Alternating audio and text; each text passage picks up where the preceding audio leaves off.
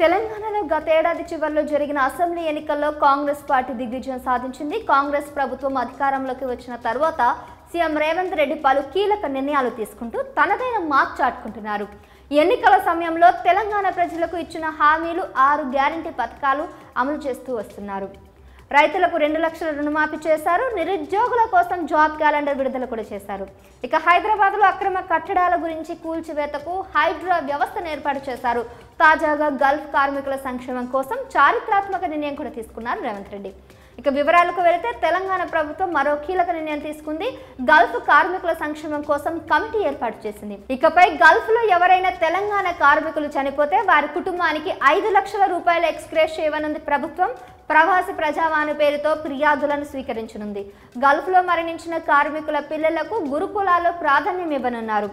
తెలంగాణలో ఆర్థిక సమస్యలు, అప్పుల బాధలు ఉన్న వాళ్ళు ఎక్కువగా గల్ఫ్ దేశాలకు ఉద్యోగాల కోసం వెళ్తున్న విషయం తెలిసిందే. ఎంతో ఆశతో ఎడారి దేశాలకు వెళ్లిన వారు వివిధ కారణాల వల్ల అక్కడే చనిపోతున్నారు. దీంతో పెద్ద దిక్కు కోల్పోయిన ఆ కుటుంబాలు పడే ఆవేదన అంతా ఇంత కాదు.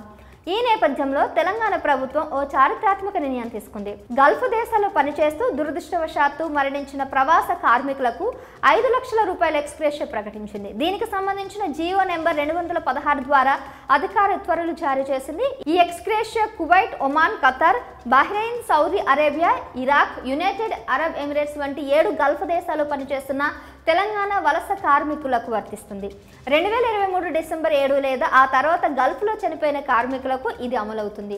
మరణానికి కారణం ఏదైనా ఈ పరిహారం ఆయా కుటుంబాలకు వర్తిస్తుందని ప్రభుత్వం తెలిపింది. అంటే సహజ మరణం, ప్రమాదం, అనారోగ్యం లేదా ఇతర ఏదైనా ప్రమాదకర పరిస్థితుల్లో చనిపోయిన వారికి ఇది వర్తిస్తుందన్నమాట.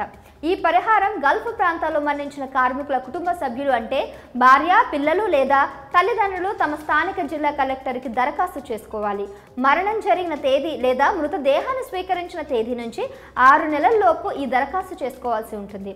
మరణ ధృవీకరణ పత్రం అంటే డెత్ సర్టిఫికేట్ రద్దు చేసిన పాస్పోర్ట్, గల్ఫ్ లేదా ఇరాక్ దేశాల్లో పనిచేసిన రుజువు అంటే వర్క్ వీసా, ఉద్యోగ అగ్రిమెంట్ సర్టిఫికేట్స్, అర్హులైన కుటుంబ సభ్యుల బ్యాంక్ ఖాతా వివరాలు ఈ విధంగా ఉండబోతున్నాయి.